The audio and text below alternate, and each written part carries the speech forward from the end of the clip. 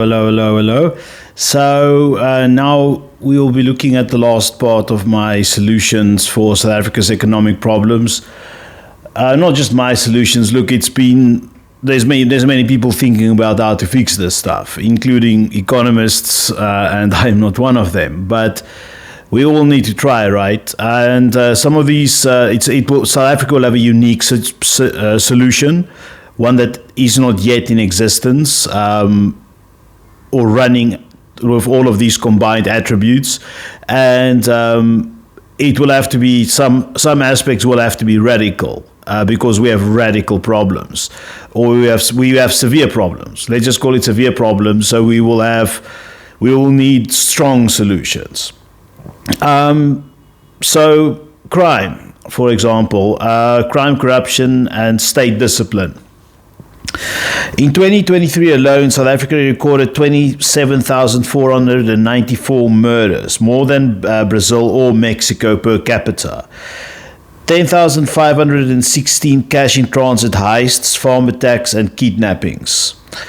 130 billion rand lost to corruption, according to the Auditor General in 2022. The country has fewer police per capita than Botswana, and conviction rates in corruption cases are below 10%. So, you see, this is when a country starts falling apart. Like in Venezuela as well, the prosecution rate for murder is about 10%.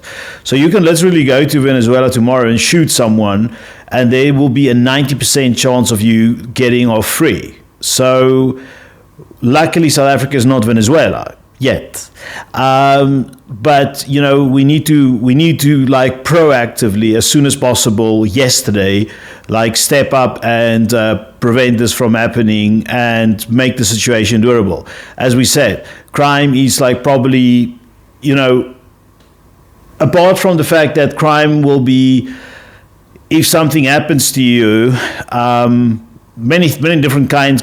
You can fall victim to many different kinds of crime. But if you fall, there's things that can be extremely traumatic, and then there's things that that may not be traumatic but will cause huge financial loss. Either of these, keep investors away, and on the other side, just like the population itself, usually population in the poorest of the poor, these people are affected the most. So there's there's a very strong argument to be made that crime has to be tackled in a different way than we are doing right now. They have already tried doing it in various different ways. So far, we're not succeeding. So I would say grant police the shoot-to-kill discretion for armed suspects during crimes in progress. Enforce anti-gang laws similar to El Salvador Special Measures Act of 2022 and Brazil's Retomada urban sweeps. Create red zone military units for high crime metros like the Cape Flats, Tembisa, Umlazi, Gikabera, and Diepsloot. And basically,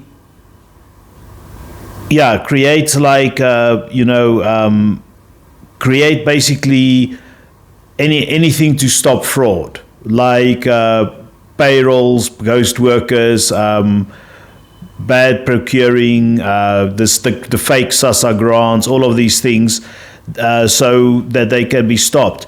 Because with the shoot-to-kill policy of police, and bringing in the military, at least you're doing something. Now, many people righteously argue, and rightly so argue, that the military, they're not the police. Like, they don't have a forensic capability, for example. They are not trained in, let's say, they're not trained to be hostage negotiators. That's true.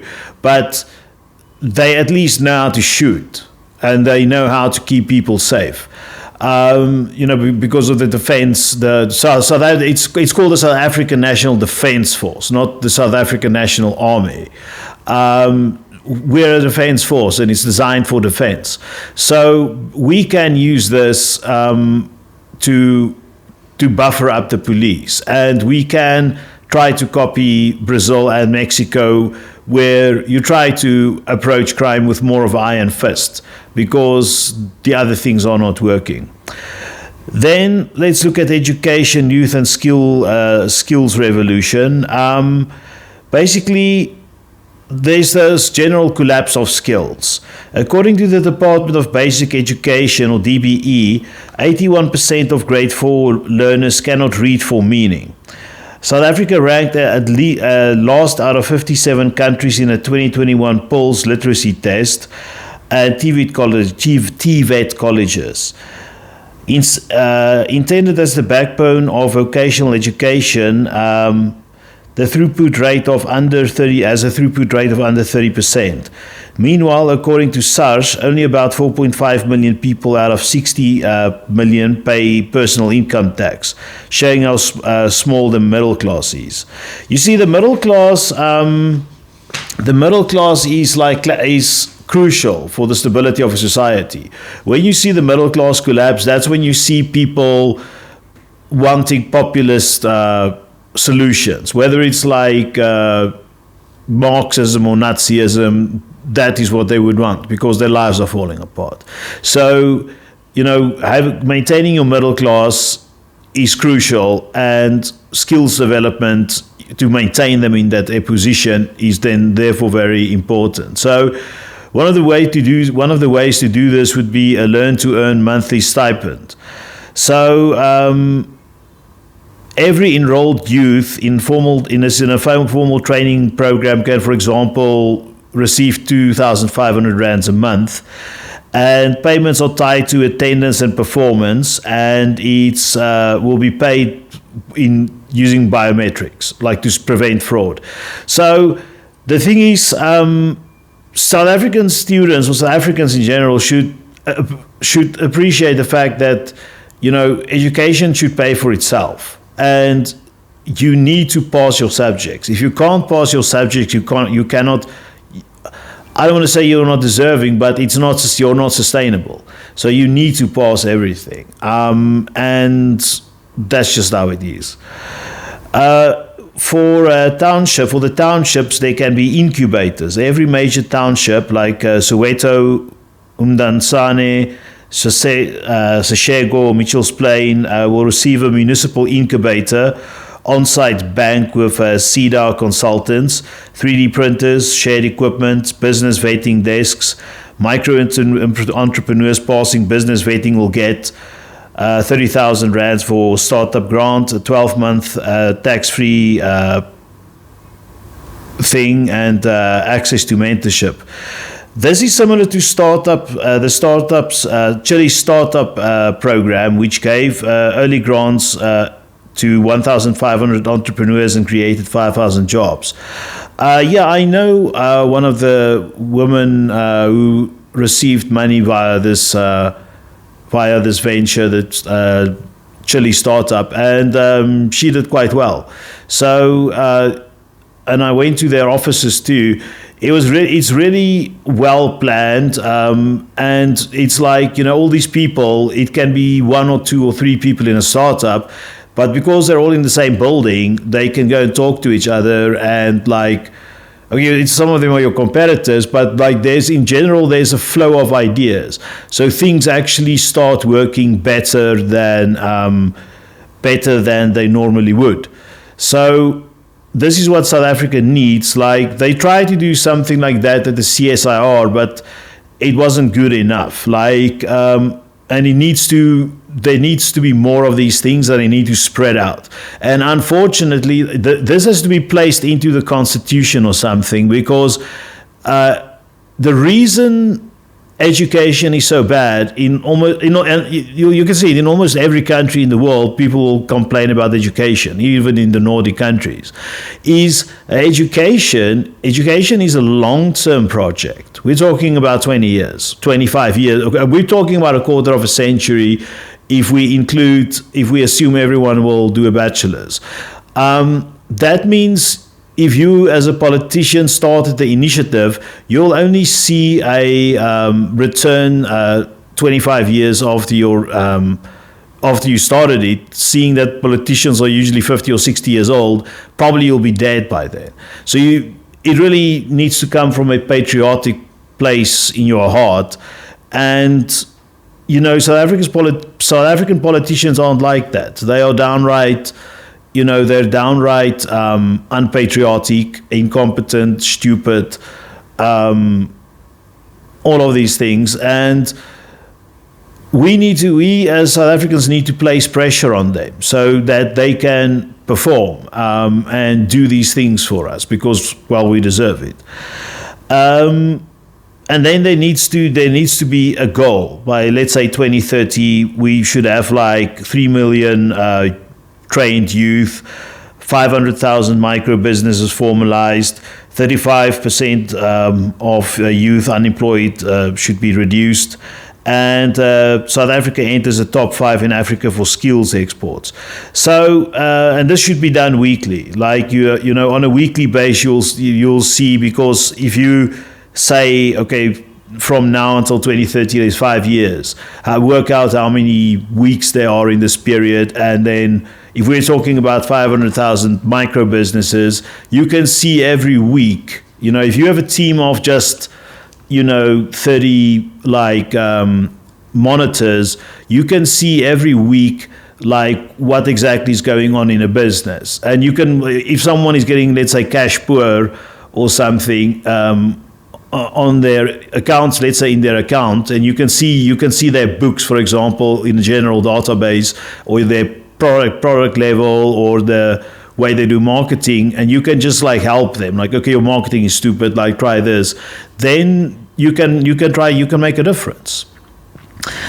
Then we go on towards economic justice and tax policy. So fairness without fear.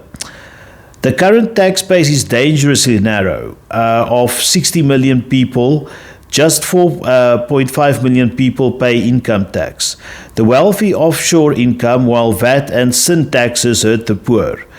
A recalibrated tax model is needed, one that rewards reinvestment and penalizes unproductive hoarding. So the middle class relief, there needs to be middle class relief. Raise the personal income tax thresholds from 91,000 Rand to 150,000 Rand. Reduce marginal rates for income under 750,000 Rand. Abolish VAT on bread, maize, sanitary pads, and school uniforms. So, basically VAT, the mere fact that you have VAT for bread, maize, and sanitary pads are retarded. Like, because these are basic human rights. So, you don't get so much VAT like from maize in any case. So just abolish it. So the middle class needs more support in South Africa. Then there should be a wealth tax, 1% annually on net assets above 20 million Rand, 2% on assets above 100 million Rand, and 3% on assets above 1 billion Rand. Assets would include local real estate, art and collectibles, foreign bank accounts. So the model would, for example, be then like Switzerland's tax system that brings in 1.5 of GDP annually with strong compliance due to asset registries. Okay, so yeah, like for tax, you should look at Northern Europe, like how they work with it, because the Northern European countries get it right. I don't care what people like Trump say about, they often accuse, like they say social democrats are Marxists, but does Norway look like a Marxist country to you? No, it doesn't. Tax-free capital equipment. Any company that imports capital machinery for manufacturing, logistics, green energy, fruit production will receive 0% VAT and accelerated depreciation of only 2 years. This policy helped Vietnam increase factory openings by 250% between 2012 and 2020. Yes, depreciation, it's a big effort to bring machinery and stuff into South Africa, And because of crime, because of various reasons, you should be able to say something depreciates quicker.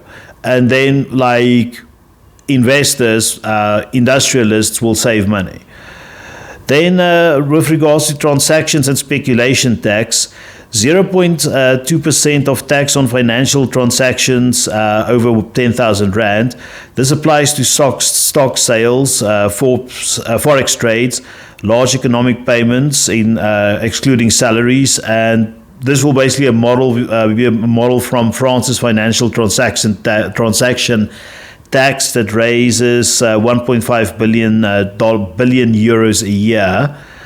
Then look at municipal infrastructure taxes. Cities may introduce service-linked property taxes. Property owners in high infrastructure zones like Sandton, for example, or mainland, pay a surcharge. Revenue is a ring fence on local roads, water, and broadband. So, you should pay more tax if you live in a nice area, but then also that tax should there can be a tax outflow from the area, but only after there is a maintenance or agreed upon improvement of the area in question. So this is what should be done. Then we look at then we can guess what this will do, and we can get 180 billion Rand in new annual revenue by 2029, 40% reduction in the tax burden for the middle class and poor, and capital reinvestment surge due to industrial tax breaks. So with taxes, people often taxes is politicized, people they either want to be overtaxed or undertaxed. There is a sweet spot, and you can work it out mathematically. At what stage will people either not invest or will they immigrate if they get taxed too much? And under which circumstances, will they become fat cats if you tax too little? And then also you can see you can look at the middle class. When you start seeing middle class people move out in droves towards, let's say, being high class, then you can say, okay, sure, we can place a bit more tax on them. And then obviously the poor may not be taxed at all. But tax should always it's very dynamic, and it should be fair, and it should reflect the economic status of a country at a certain point in time. At this point of time, I would say for incoming capital shouldn't be taxed at all. There shouldn't be any. There should be as few as possible, inhibitions on foreign capital, FDI. So this has to be, it should be very easy to invest in South Africa. It shouldn't be the other way around. And currently it's the other way around. So we need to make tax in such a way to optimize the economy. Now let's look at the digital state and smart governance. A digital ID for every South African. By 2027, every South African over 16 should have a biometric digital ID, which would be linked to grants, taxes, land titles, school records, and driver's licenses. And they've done this in India. They enrolled 1.3 billion people and saved over $11 billion in welfare fraud. So fraud is a big problem. And if we bring in more digital things like blockchain and biometrics, we can start to tackle it. Let's go on to fully e-governed services. Register a business within 48 hours, like Rwanda, like I mentioned earlier, Burundi, like I mentioned.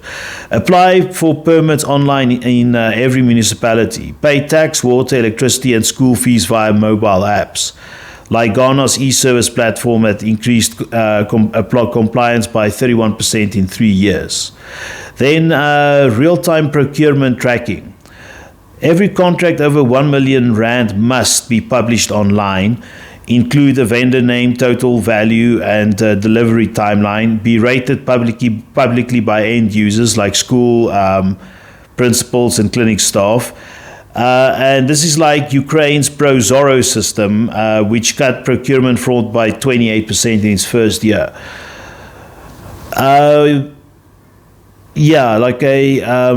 With fraud, there's a lot of fraud in South Africa. People are desperate, so they commit fraud. I understand, it's not because they're evil. It's just because we're in such dire economic straits. And then once you find yourself, like the SASSA grants is an excellent example. Who you ask would steal someone else's grant money. It's a desperate person. So it has to be stopped, but you also need to understand where it comes from. And if we tackle corruption successfully, if we tackle fraud successfully, there will be more money in the fiscus to give out as grants. So, biometrics access for civil servants. This is to prevent ghost workers. All civil servants must log in using fingerprints or facial recognition. A payroll linked directly to verified IDs. Nigeria removed 80,000 ghost workers using biometric audits between 2016 and 2020. So yes, in South Africa we have a lot of ghost workers, and it's I blame the state for this, in the sense that because of its incompetence that you actually get this. How is it possible for a ghost to exist, a ghost worker in your company? How can you not know about it? You need to reorganize, everything, to make sure that there is no such thing. So, there are thousands of them, ghost workers. And then we should use AI for governance. Detect price inflation in tenders, flag duplicate grant applications, rank municipal performance by service delivery metrics. And this comes from Estonia. The Estonian government used X-Road, an AI-integrated system that allows 99% of public services to be digital and cross-verifiable. So, AI should be used for governance. It will save a lot of time, and will actually make the country more democratic, in the sense that if you run a business, if you do supply services and products for the government, you can see, okay, you lost this tender to that company because A, B, C, D, E.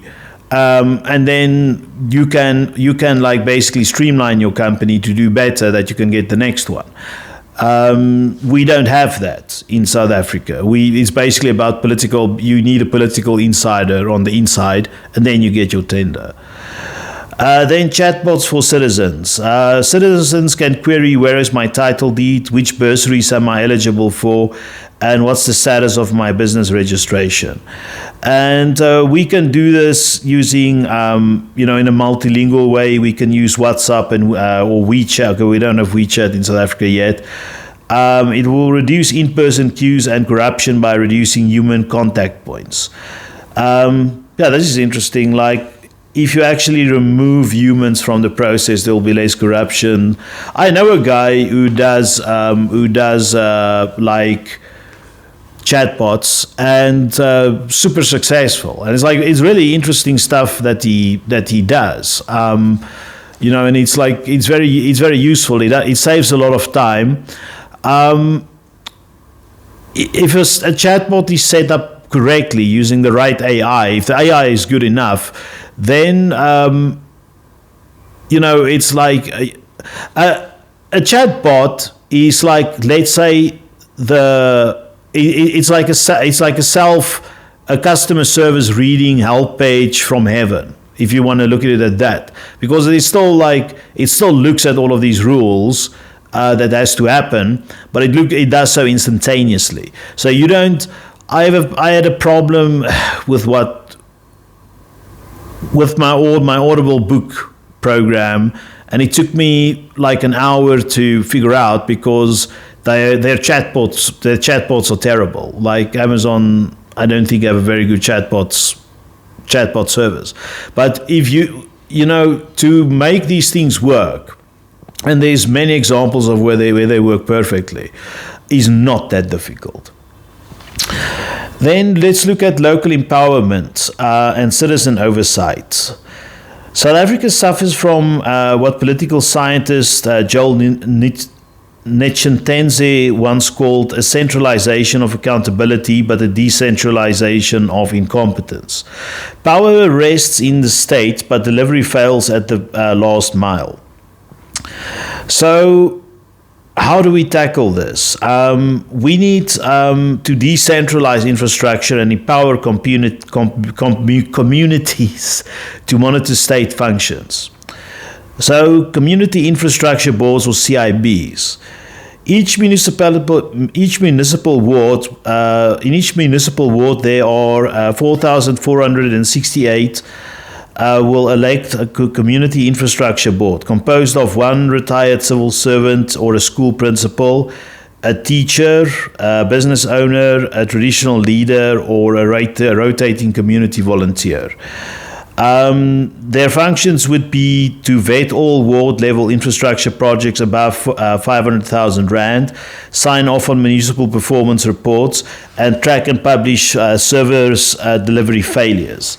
So the model for this is the Kerala Indian People's Plan campaign between 1996 and 2001 decentralized 35% of the state's development budget to local councils with citizen oversight, improving water access and reducing corruption. So, this reminds me of Game of Thrones. It's not in the series, but it was in the books, where the Khaleesi leaves she conquered one city, and then in control she left a trader, a priest, and a former slave, or something like that. And in the end it failed, by the way, but you broaden the spectrum as much as possible to minimize the possibility of people that know each other, who are friends, because then corruption may happen. So you want to have people, if you go to such a meeting, you go there, it's almost like formal, in the sense that you don't really know those people. All you know is that you're there essentially you're all vetting each other, because it's such a broad section. It's, like, you'll find it in all business textbooks, like community, like stakeholders, like involve all the stakeholders and get responsible stakeholders and or responsible persons within each of the stakeholders, because you do need all the stakeholders represented. But then you can get something that actually works. And when communities, like when they build a school in your area, and you can actually see who's getting the contract and why, then it will help, because South African tenders, it's like this dark box. Like, for example, when Jacob Zuma wanted to procure nine nuclear stations for South Africa from the Russians, everything was a mystery. Like, no one knew. They didn't even want to show the public the contracts. So if they can't even show you the contract, never mind the details of what should be bought, how much it will cost, who will be the people doing it. Imagine how nice it will be if you get to see the LinkedIn profile of every person that's going to be on the project, or their Facebook profile, and and their address, maybe. Not to dox them, but like a semi-doxing, this person is here, he lives, this is what he does. And if you're not like a crook, there's nothing to worry about. You'll be safe. Then participatory budgeting, piloted in Porto Alegre in Brazil in the 1980s. Participatory budgeting allowed residents to vote on how local government should spend development funds. The model spread to over 2,500 cities globally. In this model, 10 to 20% of municipal capital budgets are put up for a citizens' vote. Funding decisions are based on ward-level priorities, like roads, libraries, CCTV clinics, internet towers. Votes are cast via WhatsApp or in-person kiosks or mobile apps. So I would want to actually community should be even greater than that. Communities should decide to actually what percentage they want to decide upon. Almost, this may be too much libertarian or like anarchist, but if you can decide what percentage of your budget you can decide on, then maybe like something can be better. And the reason this sounds, I know it sounds absurd, but if you, let's say you look at the slum, people who live in a slum, you know, they don't have cars, so they don't need asphalt roads. They may say, give us the money you earmarked for asphalt roads and put up CCTV cameras instead. You know, like 10 meter, 20 meter high CCTV cameras. So we basically are safe at night, or safe, you know, that all crime is recorded. Or something like that. Or if you earmarked CCTV money for a very safe place, then allow those people to use that money to buy, I don't know, exotic plants from the Amazon or whatever. Then you should create also oversight panels, set up independent citizen panels in police precincts, water boards, clinic and public hospitals. Panel members are chosen like a jury, like for jury duty, serve 1-year terms and receive stipends. Their mandate should be conduct random audits, interview whistleblowers, submit public scorecards. And this is like Ontario in Canada's police review board, and the Philippines Barangay Oversight Committee that serves as the working models. So once again, we get back to us ourselves. Like, we should be involved in the state, like at every level. Like, you know, if you're in an oversight committee or like in a jury, and you get to vet how people do things, you know, like who works where and what do they do. There's much more, you know, the possibility for incompetence, stupidity, and corruption just really goes down, because there is no interest, you know, for such communities to look for a stupid person to do the job. Like, they will look for a person. They will look at a person of merit. It's as simple as that. Then people should be rated. Rate your leader system. Public servants, municipal managers, school principals, police station heads will be rated monthly by verified residents and staff, scored across delivery, transparency, responsiveness, and ethics. And the results are linked to promotion, eligibility, and performance bonuses. And this will make, all of these things will make a huge increase in project transparency, cut project theft and fraud, and increase citizen trust in participation.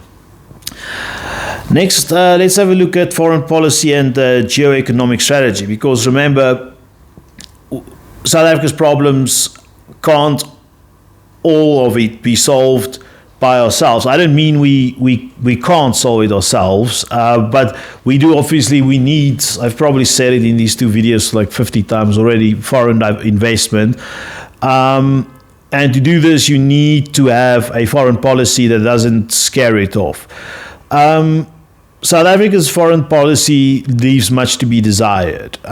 We interfere in things that we perhaps shouldn't interfere in. and we make friends with people we should perhaps not be making friends with.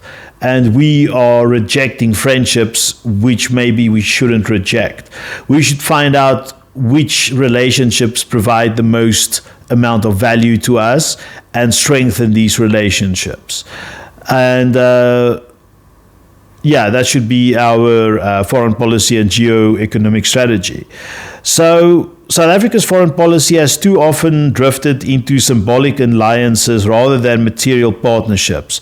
From the non-aligned movement nostalgia to BRICS ideological posturing, we have failed to turn friendships into infrastructure, capital, or trade.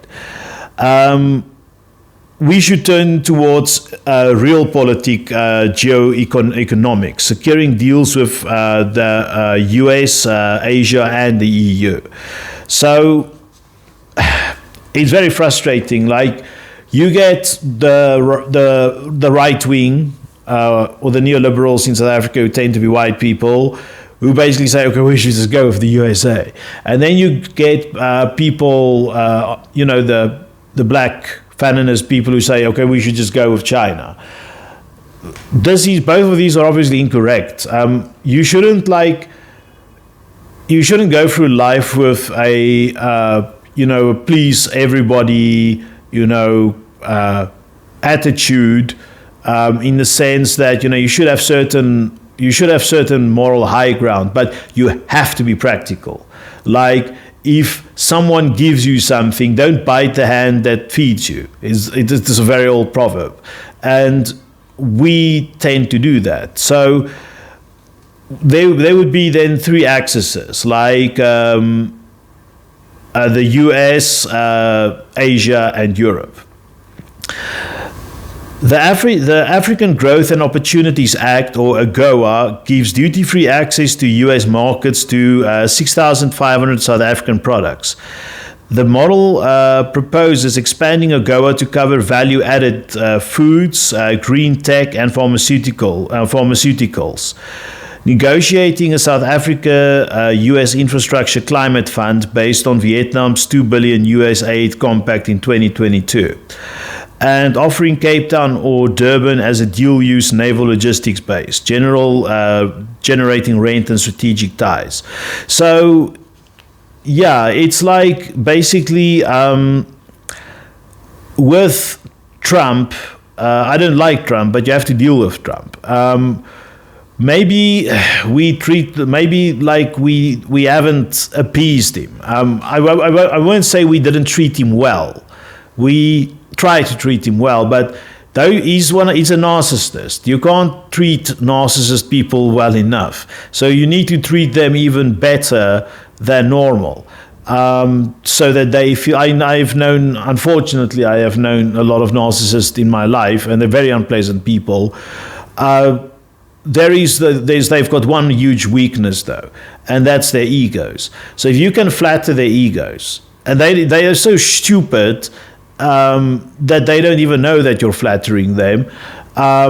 Even if they do figure it out, the ecstasy of your flattery is something that they just can't give up. And if you tell Trump something like, oh, you've got such big hands, or, your hair looks beautiful, then that will help you. And Trump won't be around for much longer, but we should, whoever is the American president, and then it goes further than that, obviously, because America is not just run by a president. The Senate, not the Parliament, what you call them, the Congress, their judges, don't bribe them, don't suck up to them, but know who they are, make Facebook friends with them, like their posts, invite them to, the embassy dinner or something like that, or whatever, be creative, and try to appease the United States, because they may give us free stuff. They did. AGOA is essentially free stuff that the US gives us, and so is the US aid, like PEPFAR. And PEPFAR, is so important to South Africa. We didn't appreciate PEPFAR enough, And then when PEPFAR is taken away, we play the victim card. So you really need to look after the United States because we have a trade surplus with them. The customer is always right. Like that saying doesn't fall out of thin air. So for all practical purposes, the United States is our customer. So, you need to keep the customer happy. Then we should deepen China and East Asian ties. China, South Africa's top trade partner, with 846 billion rand in trade in 2023. But it's mostly raw materials going out and electronics or factories coming in. So basically, do something different. Lease a coastal strip in the Eastern Cape to State Nuclear Power Technology Corporation for 50 years to build a 4,000 megawatt nuclear plant. Fast-tracked electric vehicle manufacturers from BYD, Geely, and VinFast into the Eastern Cape special economic zones, and negotiate zero tariff citrus, rooibos wine, and beef access into Vietnam, China, and Thailand. So, the problem with the agricultural stuff is that they're a bit far away. It's like if you fly there, it's on the other side of the world. There is this actually on the student radio station, which I used to listen to when I was a student. They had this, when was it? Yeah, it was in the evenings, like 10 o'clock or something in the evenings. They had, the program was called Breakfast in Japan, because literally at 10 o'clock or something p.m., it was like 9 a.m. in Japan. But in any case, like you can deal with the Chinese by just renegotiating deals. Don't be so enamored with them because they helped us in the struggle, and now we feel indebted to them. They have a trade surplus, and we obviously can't just have tariffs against them because, what's fair is fair. If they can give us cheap goods, then so be it. But the Chinese have an immense amount of money. The Chinese, unlike the Americans, don't spend their cash. They save it. And these savings, they are always looking out to invest them. So to ask them if they can, and they're great builders, like they can build anything. So they can build it rather than the Russians get the Chinese to build our nuclear stations, and let them run it as well, or at least not the workers. We use our own labor because, as we said many times, we have unemployment crisis, but it remains their property, obviously, and they get the profit from the charges. But then we do have energy and we do have employment. So then it's a benefit. That's something we can try to negotiate without putting tariffs on their products. And also, if we can, the Chinese make great electric vehicles, the BYD is very good, very good car, and we can make those things ourselves. And if you just they can get a great distance too. And we can use that also, not to pollute the environment, because the air quality in Johannesburg is just awful. So if we can start making our own electric cars, and during apartheid, the final stages of apartheid, everyone had sanctions against us. So we had to create all of our own stuff. I'm not saying going back to apartheid, obviously, but what I'm saying is, we have outsourced too many things. And if we don't turn the ship around very quickly, don't be surprised if Volkswagen and these people leave South Africa as a manufacturer, as a place of manufacture, and just start manufacturing in Botswana or something like that. So deal with the Chinese and bring them in. Axis 3 would be the European Union and with the Green Deal and infrastructure. Sign bilateral for all infrastructure for access deals. The EU funds solar corridors in the Northern Cape. South Africa guarantees long-term rare earth supplies. Co-develop green R&D hubs with Germany, Denmark and the Netherlands, building on Volkswagen's Uitenhage plant and Siemens' solar investments. So, Dr. Frans Cronje said that basically our energy crisis was kind of solved when we started burning coal.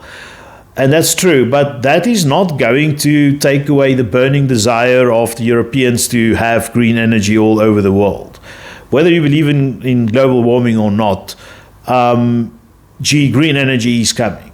If it wasn't coming, the Chinese wouldn't have built so many of the things. And they're really making them. We're both windmills and solar panels. Like you can just go and ask ChatGPT, how many solar panels did China make in 2022? How many did they make in 2021? How many did they make in 2020? You'll see it's like an exponential graph. And the same with windmills. So any deal we strike with the EU will be something around green energy, but it is beneficial because as soon as you do it, they will invest more. So try to figure something out where we can burn some coal in the interim period, but still get them to invest. Then one of my favorite ideas is military base leases. Offer dual-use security bases to France, India, the US, the UAE, and China. So basically, this can be maritime bases near Richards Bay, Mossels Bay, air surveillance in Uppington, or it can be in OR Tambo as well, for protecting logistics, and all of this will. This is just people who don't want this are nationalists, and because if you balance these things out, like Djibouti, there is no problem. Like Djibouti is making $125 billion per year from renting bases, and we can do it 20 to 30 billion rands per year, including infrastructure contributions. So essentially, these big powers or these multipolar powers in the world, we invite all of them. So they basically, and it only works if all of them are invited. If we just get China, or if we just get the US, the other party will feel threatened. So we have to get all of them. That's the only way it works. And there's just benefits from it. Like you get extra security in the area. You get your naval waters gets patrolled. There's extra economic activity to be made from the base because those troops need to go out for entertainment or to buy groceries or whatever. The base itself can act as a driver of employment. They will need technicians, administrators, radio operators, whatever. We can help them with that, and I don't see how it will be a problem. China won't attack South Africa if there's a US base in South Africa. The US won't attack South Africa if there is an Indian base in South Africa. So this can really work. I believe in it. And also, if there's a military base, this will increase investor confidence because the South African army is extremely weak.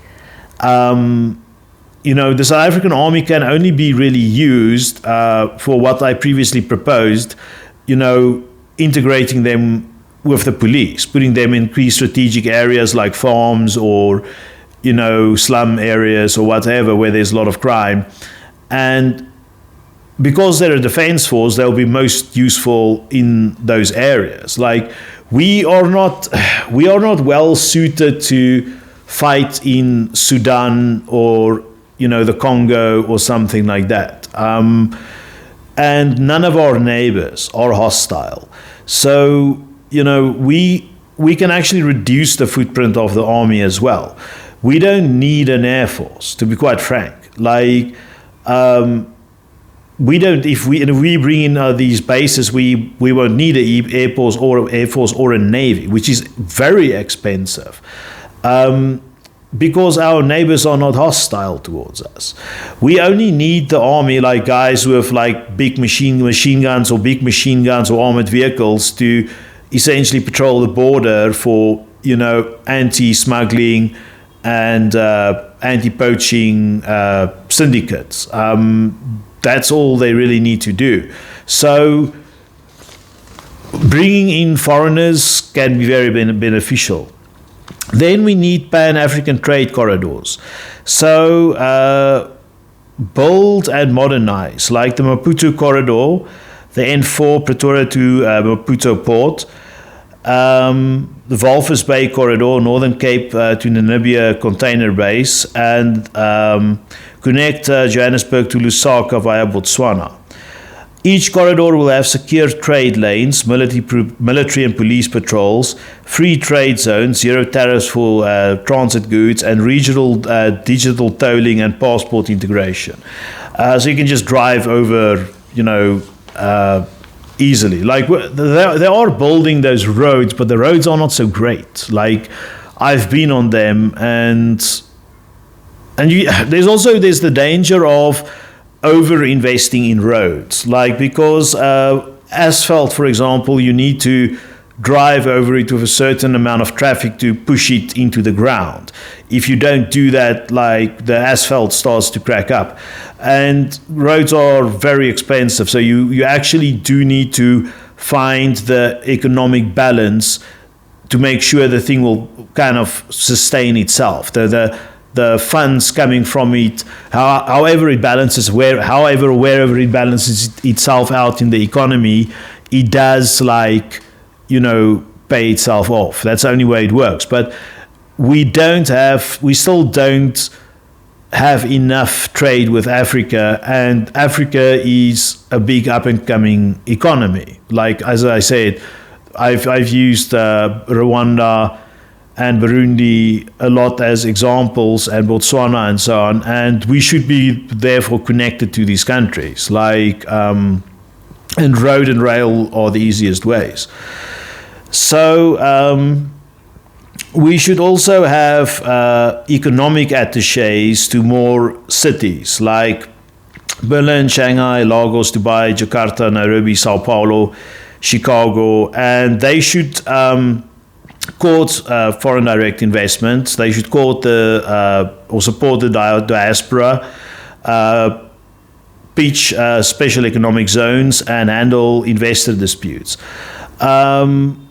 It's a fact, like, that the South African diaspora isn't supported enough by the South African government. Like, they're fat, they're lazy. Like, the South African government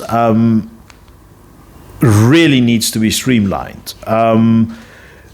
Like, not necessarily cut government, but you really have to have patriotic and efficient and meritocratic people in government. This is how it's going to work. If you're not like that, you need to leave. Let's go on to national branding and talent magnetism. So we can try a global branding campaign. Get a company like Ogilvy or TBWA to run a 10-year global repositioning campaign. The slogan should be "Build a Future Here." The messaging pillars should be around Africa's most diverse economy, the top 3 cities for lifestyle: Cape Town, Joburg, and Durban. a warm client, English fluency, and investment returns.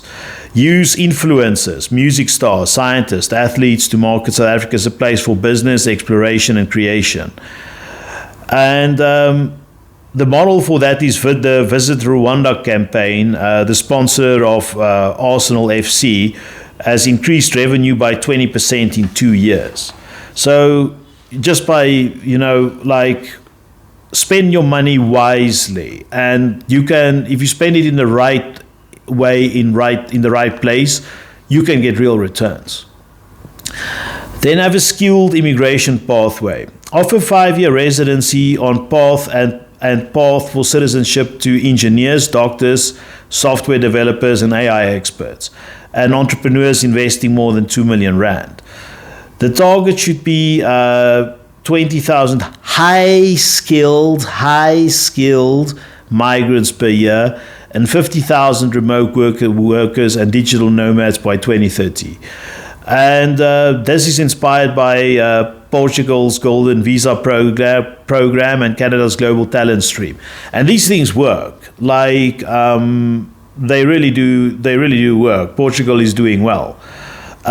Chile was also a place that is looking for digital immigrants. They are not a drag on the economy, and they basically create money. Even if they're not doing too much, they still create money. And we should re-engage with the diaspora, the people who have left South Africa. Create return South bonds, that tax deductible diaspora investments. Launch diaspora summits in London, Perth, Dubai, and Toronto. Offer dual citizenship, guaranteed 5% return on investment, and dedicated property deals.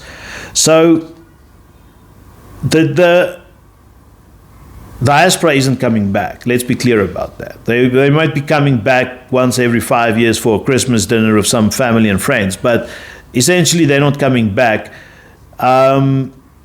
However, we can get some investment back from them, because no other foreigner will know South Africa as well as they do. So we are not engaging with these people enough. Often you get people who will even call the South African diaspora traitors for leaving the country, and that's just stupid. So then we should also have talent incubator grants, fund 100 annual national fellowships in green tech, AI, food innovation, and logistics.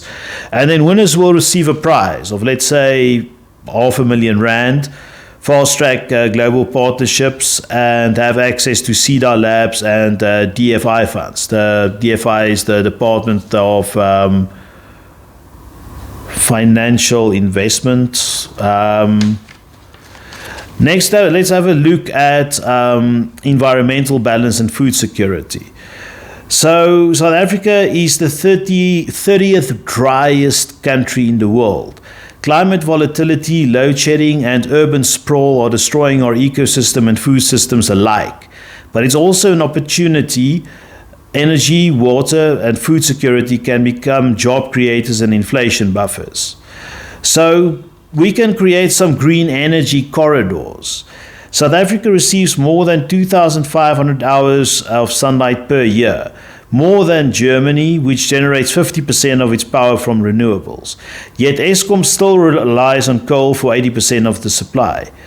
So basically, if you go to the Northern Cape, that's the desert province, you can start building 5,000 megawatts of solar panels by 2030. And in the Eastern Cape and the West Coast, you can have 3,000 megawatts by 2030.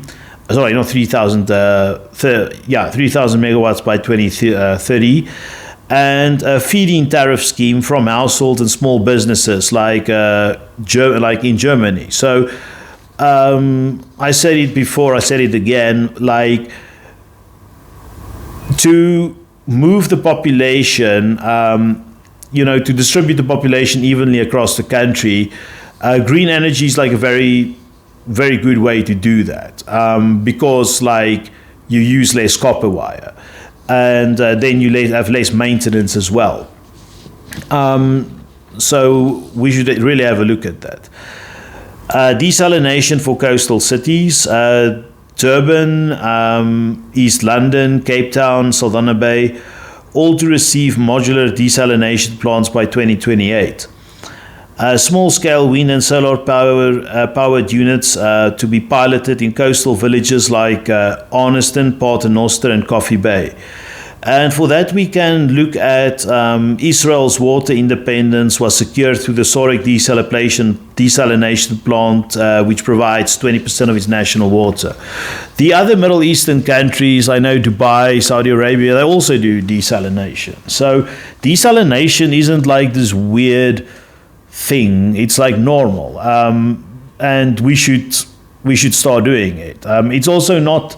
It's not like this super technical thing. I once wrote a software program for not the entire thing, just a small part for the software of a desalination plant. And yeah, it's like there's good money to be made, because water is an asset.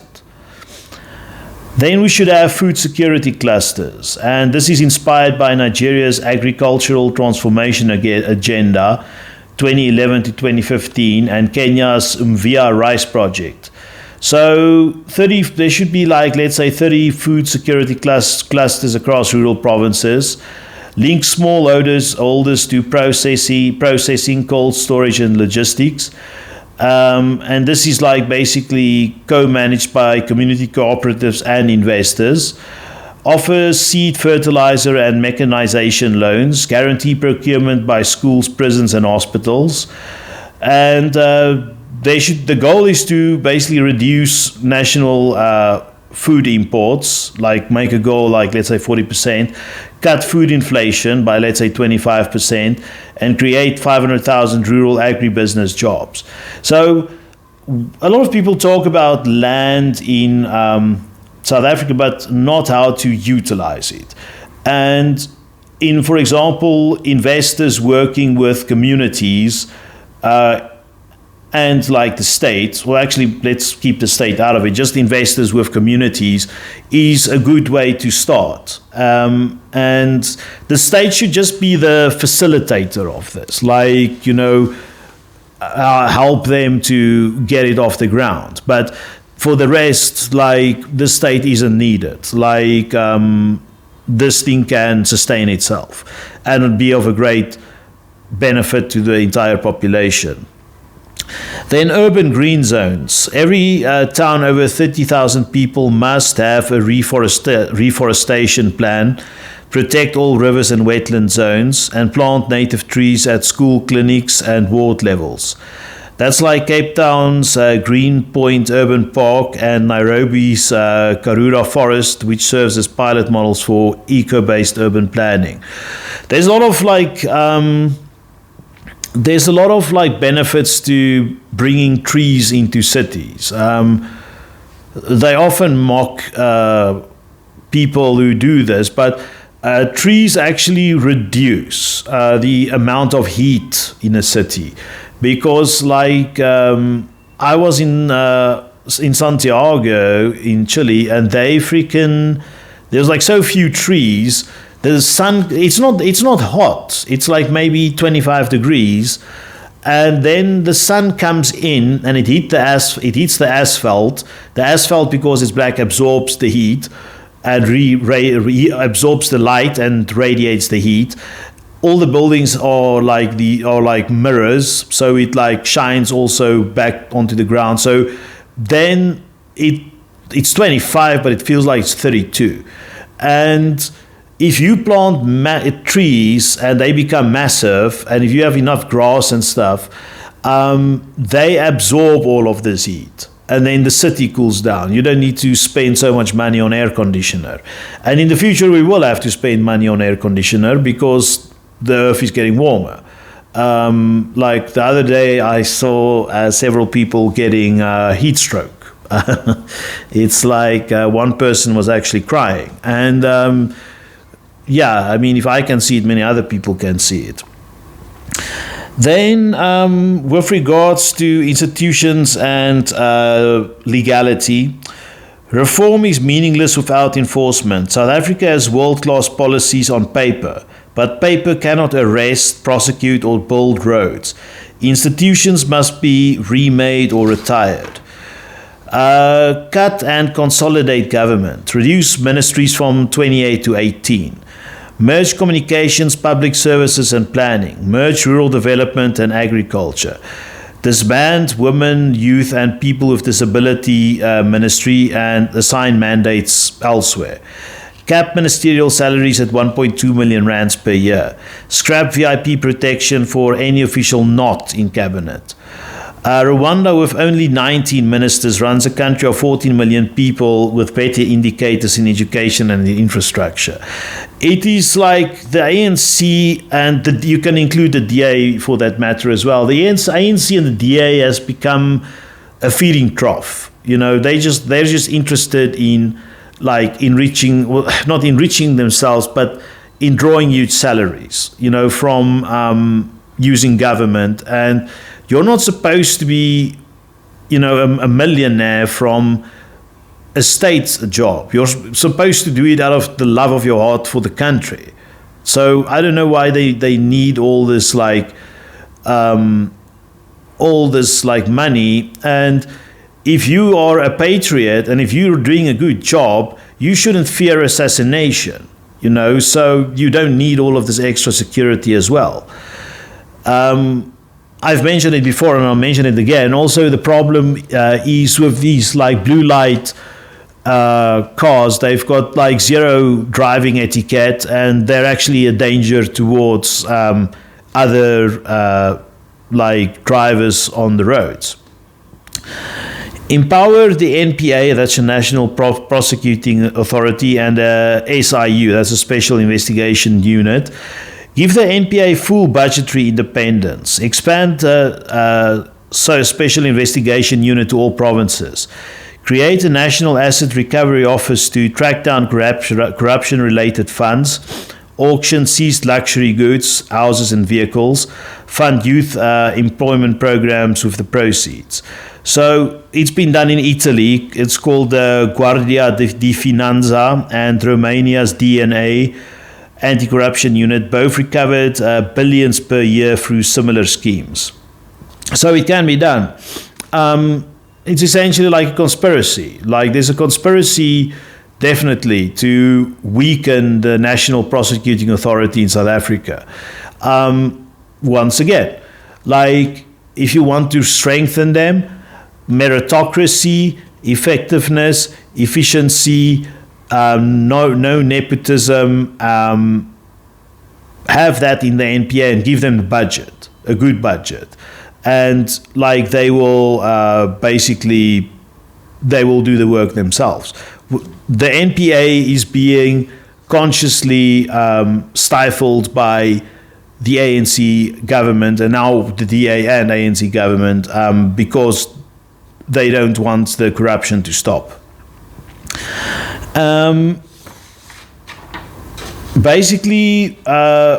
Reform Parliament. Members of Parliament must publish quarterly activity reports, limit committee chairs to 2 consecutive terms, and introduce live streaming of all committee meetings. These people, you know, Parliament, they're our employees. They're especially your employee if you're a taxpayer, and even if you're not a taxpayer, if you're unemployed, they're also your employee, like because you're a citizen. So they work for us, not the other way around.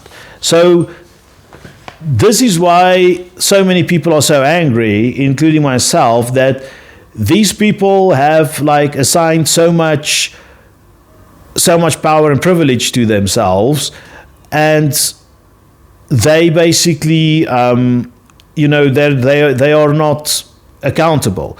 We want to see everything they do, you know, and like if we are unhappy, if someone makes some outburst or something in the parliament, we want to, let's say, have a digital voting on that. Was that correct behavior or not?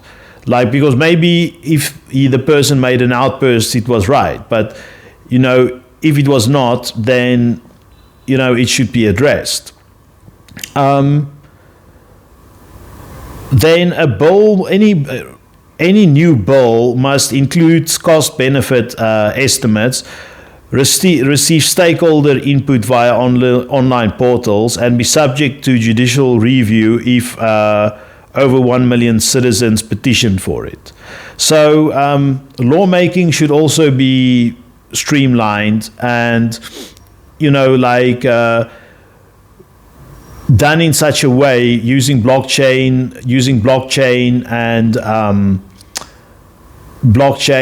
biometrics that you can call referenda on something. Like you can have 12 referendums a year and still make it cheap. Like you go to a bank, for example, the bank uses a blockchain, and you vote on something like, let's say we want to plant 20,000 more trees. We don't want to buy extra Chinese plastic goods. Like you need to be able to vote on something like that.